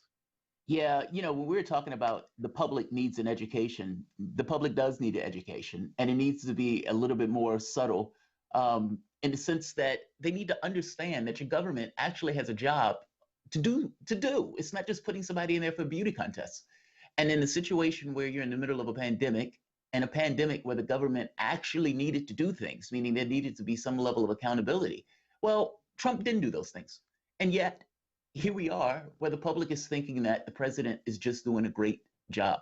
I find that to be so sad, really sad. And and Brianna, you kind of see the subtle ways in which American exceptionalism and xenophobia slide into kind of the softer places here, where it's not about, oh, it's the China virus, the Wuhan virus. It's not about China being bad, but it's about the story of a hero whistleblower Chinese doctor that was succumbed to death because he was silenced by the government. It's kind of the softer look at how xenophobia works in this country. It's not the direct, blunt attacks by Donald Trump, but it's the CBS morning Sunday shows that are perpetuating kind of the softer ways in which these conflicts can be fought. Yeah, it's like there's the two sides. There's the liberal racism and the conservative racism at play here, or the quote-unquote liberal, whatever that means. The conservative racism is to just assume that like Chinese culture and Chinese people are at fault for the virus, which is obviously just flat on its face, absolutely wrong and racist. But then there's this liberal racist interpretation of we're not going to blame the Chinese people, we're going to blame the Chinese government. This whole brave whistleblower thing with regard to Li Wenliang has been pretty thoroughly disproven. It was basically a smear piece. There's a great article by KJ No that appears in Counterpunch and MR Online. You can find a couple other places called How to Yellow Cake a Tragedy. The New York Times spreads the virus of hatred again. It goes over exactly who Li Wenliang is, he was an ophthalmologist, not a viral doctor, not a virologist and whatnot. He sent a personal chat early on in this thing to a few of his personal work colleagues, basically saying, hey guys, I think SARS is back. Well, it wasn't SARS. Like the virus was wrong.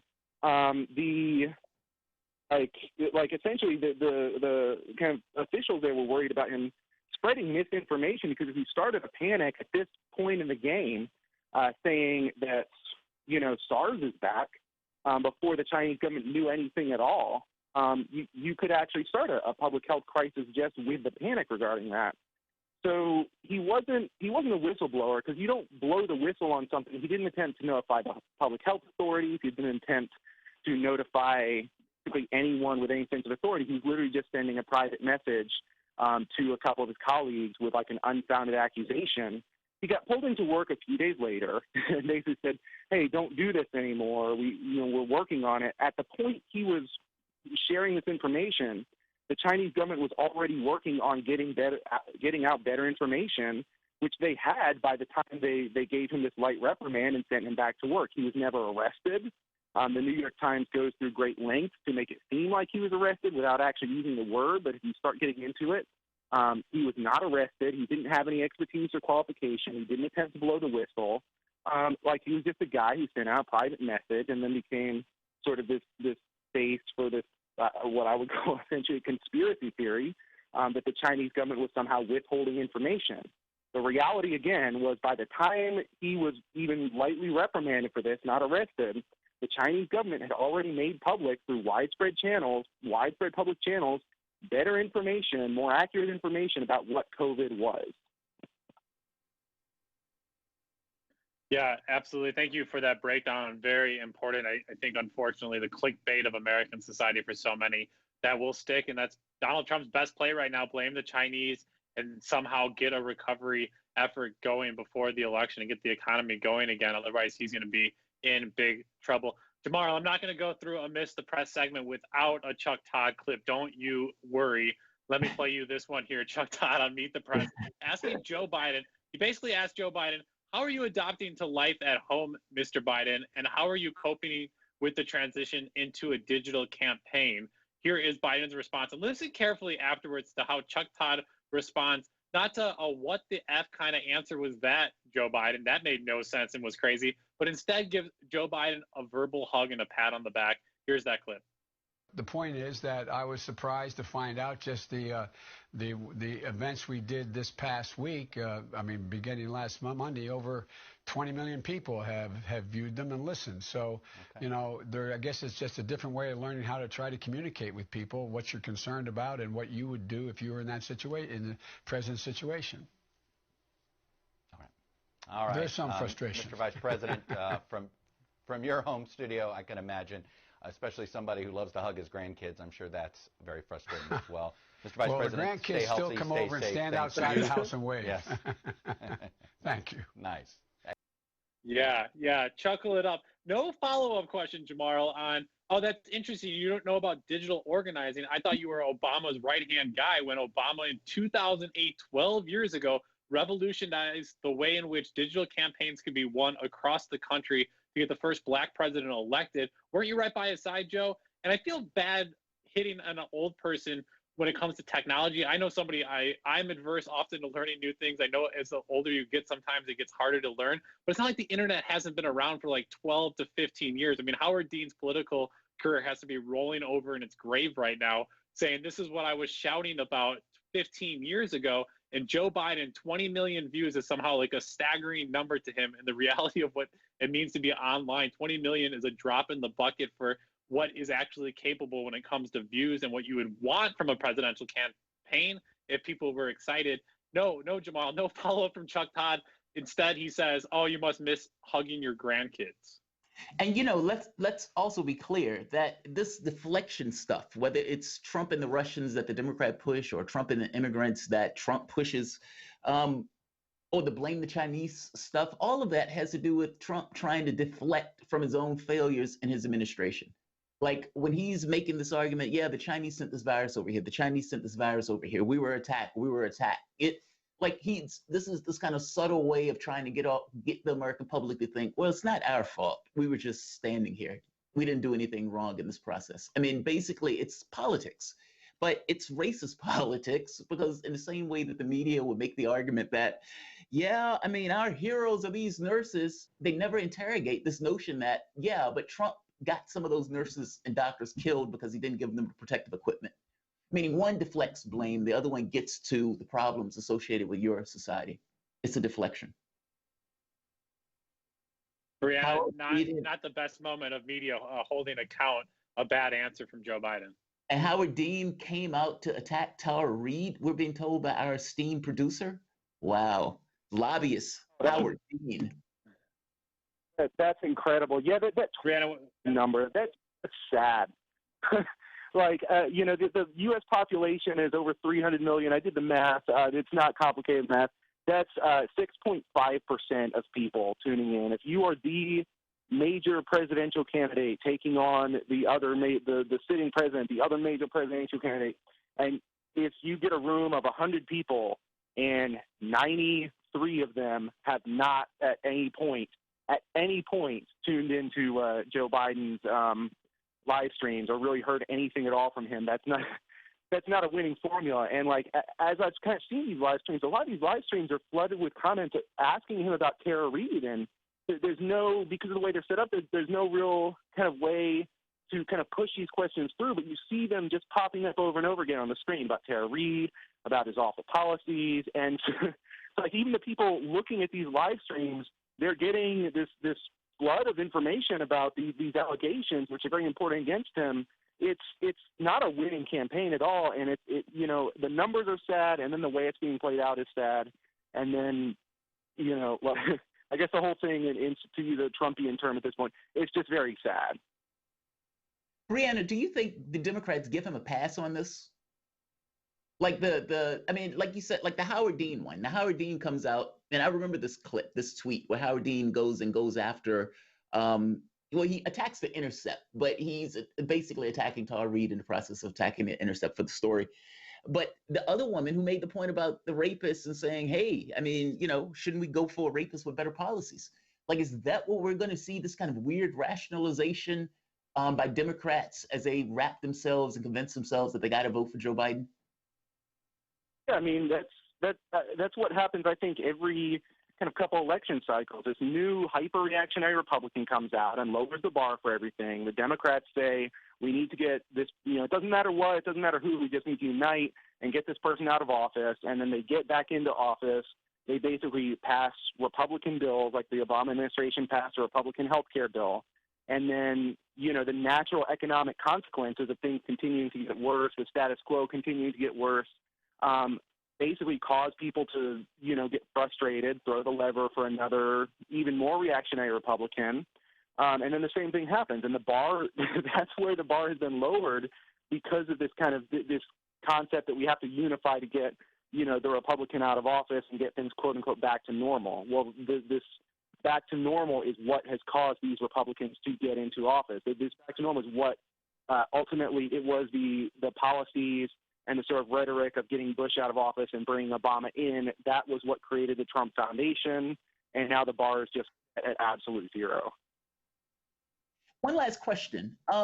So say for the moment that Joe Biden did this. Should you vote for Joe Biden?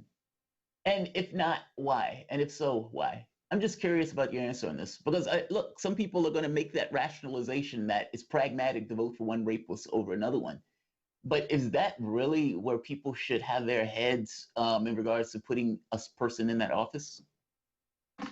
I think for various kind of for various reasons, like I don't want to say who people should or shouldn't vote for. I know that there is absolutely no way I will be voting for Joe Biden. I wasn't going to vote for him before, but now that this is his basically 8th allegation of rape or sexual assault publicly, given what we know about him, given his policies, there's no way I will vote for him. I know a lot of people who are not voting for him. They've, I think fortunately a lot of people actually are principled and have this kind of hard line if they're not going to vote for someone with what seem to be really credible allegations here of rape and sexual assault. Again, I don't want to say who, like when people should and shouldn't vote for any given candidate, but I will absolutely not be supporting him, and I know a bunch of people who won't either. That was Brianna Griffith, People's Republic, Austin. Brianna, how can people check out your work? Yeah, you can find People's Republic on Facebook and Twitter at People's Radio ATX. You can also find us as a podcast by, typing in People's Republic on Spreaker, Stitcher, iTunes, or wherever podcasts are podded. People's Republic, Brianna Griffith, thank you so much for joining us. With that, we'll take a break, and as always, that's our weekly Miss the Press segment. And as always, you Chuck Todd.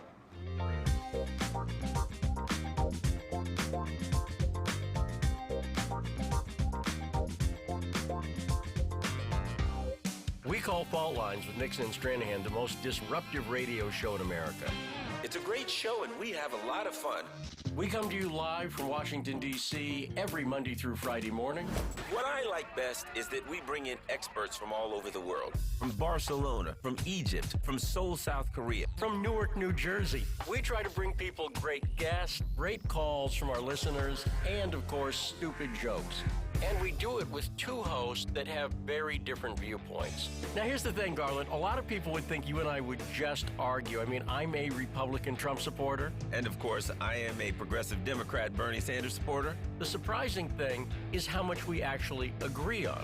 And you won't be surprised because you're going to find out just how much you agree and just how much you enjoy this show.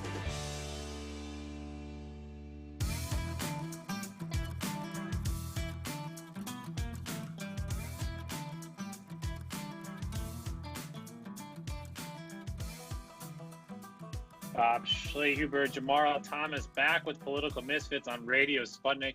We are bringing you the latest news, politics, and culture without the red and blue treatment. Jamarl, this lockdown's getting a little more serious, especially as it seems like there's no stopping the surge that's going to happen in hospitals across America over the next 2 weeks. Maryland just dropped a shelter-in-place order forbidding people from leaving their homes unless it's actually necessary. New York will now be fining people for violating its social distancing guidelines. Governor Andrew Cuomo and the Mayor Bill de Blasio have said that fines will be a last-minute resort, but police can give them out to people who are told to disperse and refuse to. And Maryland says punishment for violating its stay-at-home order could be up to $5,000. Jamarl, for me, it kind of seems like the strategy that I was saying earlier to you about how Napster was attacked, and they were attacking random users who were downloading music, and they would find them like hundreds of thousands of dollars, millions of dollars, basically trying to kind of punish society with a stick and saying, don't go out there and do these things, otherwise you could be the one of 100,000 people that's picked out of the crowd and fined, and kind of sends that chilling effect across the board. That's a way to punish people. What drives me insane is we constantly always look the ways in which we can punish people as opposed to incentivize people. And one way to incentivize people to stay at home and not go out or go out into work is to properly compensate and give them capital and cash reserves to help them through this process. But you give people $1,200 and say, oh, it's not that bad. You're not incentivizing a single person to stay at home. Punishments versus incentives right now, Jamarl. It seems like our country is not built around incentivizing people for good behavior. It only knows how to do punishment, and punishment doesn't seem the best way to center people and the public health and well-being of people in the United States right now. Not so much. I mean, basically, people function on this notion of profit.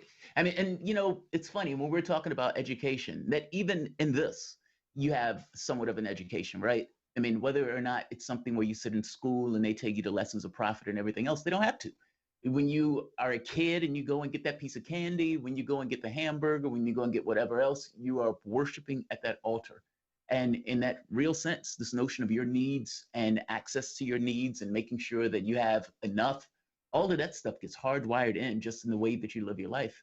So it's not, it's like, it's not the easiest thing in the world for people to kind of overcome what they've been taught the entirety of their life. Instead, we end up with this, where people are willing to vote or choose or stunt for somebody who is losing his mind. It's sad. Yeah, I mean, and I can't think. It was maybe one of the caucus leaders was playing softball, and he said, or he was playing hockey. They did an interview, I think maybe Belarus, and they said to him, "Well, you're still out here playing hockey. You're still engaging with people." And he said, "I would rather live standing than die on my knees." And you kind of start questioning the number of people still willing to go out and not practice social distancing. And I'm talking about the people that know and are well aware that social distancing needs to take place. There's a lot of people that aren't distancing themselves in certain communities. And I think that's a failure of education and outreach to people, or people that aren't privileged, that can self-quarantine, don't have easily accessible living spaces to separate themselves. Those who do have the means and the ability and privilege to do social distancing, Jamarl, if these people continue to do reckless behavior, I mean, you're going to see more liberty universities trying to open back up. You're going to see churches on Easter still get together. You're going to see young kids having those rave parties late at night, breaking the rules of the quarantine, and you're going to see more and more COVID-19 outbreaks. At what point do you say, well, I'm against state kind of controlling these things, but who else is going to? Is there a way to kind of shame people into following the guidelines? Or do you actually have more state repression and control of the masses? I'm not sure how that plays out, but I got to imagine if we're doing another month of this, we're going to have plenty more stories that are asking those questions. Yeah. Oh, yeah. I mean, if you have a situation where this number continues to explode, and like I said, there was a story that came out, I forget the state, but people barricaded the neighbor in the house because they thought the neighbor had coronavirus. Like, it's like you hear these people freaking out type stories. We were talking the other day, I think it was last week, and one of the questions came up about what do people do with Tinder? Like, what are people using Tinder for? Like, are they using these other sites and everything else to meet people? And I think if I'm not mistaken, Michelle was like, no, those people aren't using that. Those people are just kind of handling their own business. Not so much. So in Spain, there were a bunch of people that got caught in a hotel having an orgy. And, Spain is, again, one of the major sites for the corona outbreak. And when the cops effectively busted the place, they busted the place on the idea that these people are going to effectively kill themselves. So, like you said, there are people out there still braving it for whatever reason. And you wonder, well, I mean, part of it to try to have a more sympathetic lens on it. Because you see, like, one of the essential services that have maintained being open in a lot of these states and here in the District of Washington was alcohol stores, liquor stores, because there's so many people that are addicted to alcohol, you couldn't just pull people off. And so people do have a range of coping mechanisms. Sex is one coping mechanism that people often turn to when they're stressed or they have anxiety. And if that's where you turn to your coping mechanism is an orgy or to something that's dangerous, people are going to still turn to it. Smoking a cigarette is not a healthy thing, despite all of the warnings and people saying you will get cancer and do it. People still turn to cigarettes. And so there is a psychological component beyond, oh, it just stay at home. It means just stay at home. You're asking people to do something out of their normal behavior. Even young children I've heard that are autistic who rely on certain processes and schedules every day. You break people from their normal routines and habits and coping mechanisms. You're really challenging the will of people to do something that they've never done before. And it's not as simple as people may think it is. Yeah, I don't think it's simple. I mean, it's not that I think it's simple. I just think it's necessary, if that makes sense. And yeah, people are going to absolutely still do those things. You know what I mean? Like, if for the government to go out and say, hey, we need you guys to not, get engaged with other people and we need to stay at home and everything, you'll get a few that do it, get many that wouldn't. And, the question becomes, at which point does it become so onerous in regards to the loss of life that you have to step in and do something? I'm not one of those people that is overly bothered, at least if there's a real reason for government to step in and put in some kind of quarantine. But I don't want them to do it willy-nilly. But I do think we're at the point where something should be done. I like that you say you don't want it willy-nilly. I don't know what you expect of the federal government to do anything but willy-nilly, right? I completely agree with you. I would like that to be coordinated and orchestrated in a respectful, humanistic way, Jamarl. Not sure if that's in the cards. And it's quite scary here, Dr. Fauci. You're the leading voice of reason within the medical community at the highest levels, getting on the mic every now and then at the White House when Donald Trump's not hiding them, saying that up to 100 or 200,000 people could die, Jamarl. And that for me is still not shaking a lot of people to say, I think it's kind of that idea I was saying earlier. It feels like Affinity War kind of threw people off where Thanos kills half of the population. People have already contemplated what would it mean for half the population, 4 billion people to die? What's just a few 100,000 people? And I think the numbers we've become numb to here in the American empire of seeing death tolls around the world, hundreds of thousands of people dying in wars, and we've become kind of unfazed and numb towards what those catastrophic numbers may mean. And now it's happening in our own country. 9/11, 3,000 so folks were killed in a moment, and we're seeing similar numbers now, but I don't see that kind of same stress and outreach and reaction that we saw after 9/11. I'm curious, you think if you get, let's say, 400,000 people die in the United States, do you think the public changes its perspective of the way government is being handled, and even the perspective of just our system in general and the way that it gives that bias towards cash? Yeah, I think so. I mean, I think eventually when it starts hitting people's family and hundreds of thousands of people across the socioeconomic line, it's not just poor people. There are wealthy people. There are people, middle class people, kind of with everybody. I mean, you kind of saw the movement around gay marriage arise because everybody realized there was somebody gay in their family, and it wasn't something that they could just be segregated or separate themselves from. And when more and more people within each and every family or friend or your neighbor is hit with the coronavirus, that's going to start adding up. And I just think we're still weeks away from that point of peak. And hopefully, I mean, we're at a peak in a few weeks that we can start fighting it downwards. But this thing can continue to exponentially grow, which we've seen over the past few days. Once it starts hitting people closer to home, I think we're going to see a changing of the political calculus quite quickly. Well, Jamarl Thomas, we did it. Our Monday show will be back tomorrow with a brand new show. Emmanuel Pastriche, big shout out for joining us. Brianna Griffith of the People's Republic, and a shout out to the Instacart workers on strike. We'll talk more about that tomorrow and much more. You've been listening to Political Misfits live in Washington, D.C. Bob Schlaber and Jamarl Thomas. Thank you for listening. Now get back to organizing.